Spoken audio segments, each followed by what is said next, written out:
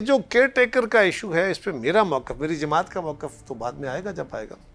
मैंने अपना ज़ाती मौक़िफ़ इस पे दिया था और देता रहता हूँ, और वो ये है कि ये ओहदे, यूँ तो बहुत सारे लोग आजकल अचकन शेरवानियाँ को वस कोटियाँ लेके फिर रहे हैं। आपसे किसी ने अच्छे टेलर का पूछा है? वो उनके लिए मखसूस लोग ऑलरेडी होते हैं। शेख रशीद साहब मुझे याद आ गए, उन्होंने एक इंटरव्यू मैंने सुना तो उन्होंने कहा मैं जरदारी साहब से एक दफ़ा मिला तो मैं कमर ज़मान कायरा साहब की सिफारिश लेके गया कि इनको प्राइम मिनिस्टर बना दें, तो मुझे वो वाक़या फौरी याद आ गया। इस पे कभी आपकी बात हुई शेख साहब की? नहीं, मुझे पता है जी, किया था उन्होंने। अब वो जब यूसुफ रज़ा गिलानी साहब को डिस्क्वालीफाई किया गया, उसके बाद राजा परवेज़ अशरफ जब आए थे तो उस दरमियान में उस वक्त जब वो फैसला हो रहा था, उस दौरान ये भी था, मेरा भी नाम उसमें था, तो शेख साहब उसके लिए गए थे जरदारी साहब। चलो उनकी मेहरबानी। राय साहब का फैसला हुआ, मेरे बड़े भाई हैं, उनका मुझे बड़ी खुशी थी और मेरे से सीनियर है। लेकिन वज़ीर आज़म के ओहदे के लिए, केयर टेकर के लिए, या वज़ीर आला हो या कोई वज़ीर हो, ये ना जी खालिस्तन सियासी ओहदे हैं।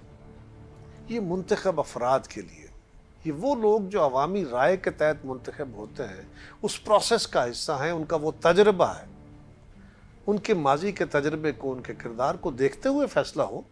लेकिन ये है खालिस्तन सियासी ऑफिस। इस पे कोई रिटायर्ड जज, कोई जर्नल, कोई ब्यूरोक्रेट, कोई कारोबारी, कोई जर्नलिस्ट, ये कैसे बैठ के फैसले कर सकता है?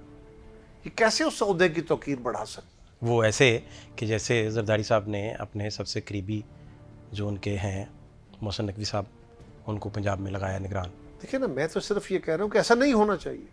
मैं तो ये कह रहा हूँ कि ये ऑफिस सियासी लोगों के हैं। जरदारी साहब ने गलत किया।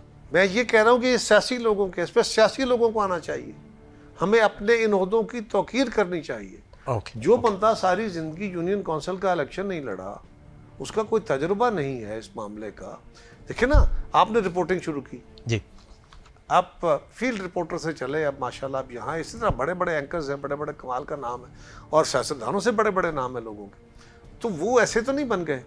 जो आज सुप्रीम कोर्ट के जज साहिबान बैठे हैं, वो 40-40, 35-35 साल की सर्विस प्रैक्टिस करके आए हुए हैं।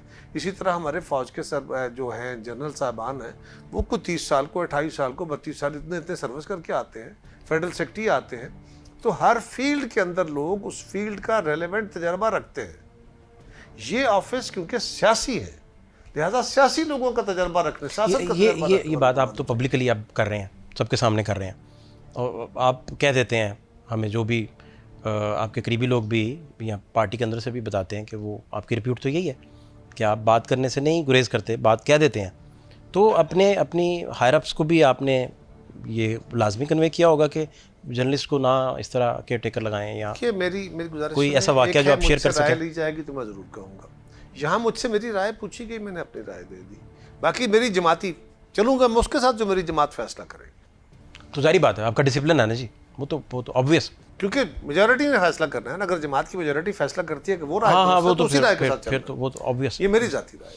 तो वो जैसे प्रेसिडेंट पंजाब का है, उसमें चीफ जस्टिस भी मुंह देखते रह गए सियासतदानों का, और इलेक्शन ही ना हो सके। चलें, वो बहस तो एक अलहदा है ना कि टेक्निकलिटीज़ क्या थी, क्या मामला था।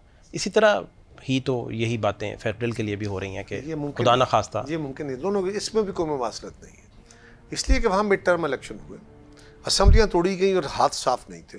उस वक्त के चीफ मिनिस्टर असम्बली तोड़ने से पहले भी कहते रहे ये गलत करा रहे हो, असम्बली तोड़ने के बाद भी कहते रहे गलत कराया गया। जो परवेज़ इलाही साहब के बयान रिकॉर्ड पे है। बल्कि उन्होंने ये भी कहा कि फवाद चौधरी साहब जब गिरफ्तार हुए, उन्होंने कहा ये पहले गिरफ्तार हो जाता तो यार ये हमारी असम्बली ना टूटती।